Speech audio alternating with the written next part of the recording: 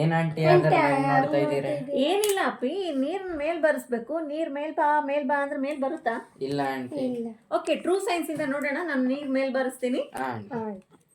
Okay, so ಈಗ ಮುಂಬತ್ತಿನ ತಗೊಂಡು just ನಾವು ಅದನ್ನ ಅಂಟಿಸ್ಬಿಡ್ಬೇಕು. ಓಕೆ, ಈಗ ನೋಡೋಣ ನೀರ್ ಮೇಲ್ ಬರುತ್ತಾ ಬರಲ್ಲ? ಬರಲ್ಲ ಆಂಟಿ.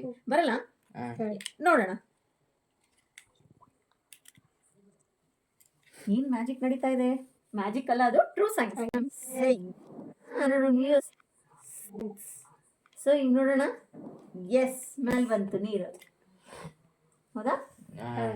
ಮೇಲ್ ಬರ್ತಿದ್ದೇನಾ? ಎಸ್. ಸೊ ಯಾಕೆ ನೀರು ಇರ್ಬೋದು ಅಂತೀರಿ ನೀರ್ ಮೇಲ್ ಬರೋದಕ್ಕೆ? ನೋಡೋಣ ಬನ್ನಿ.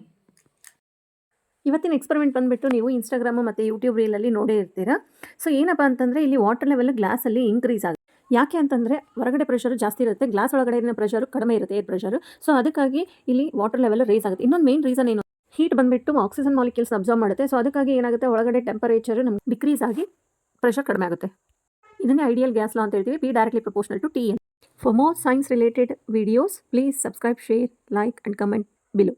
Thank you.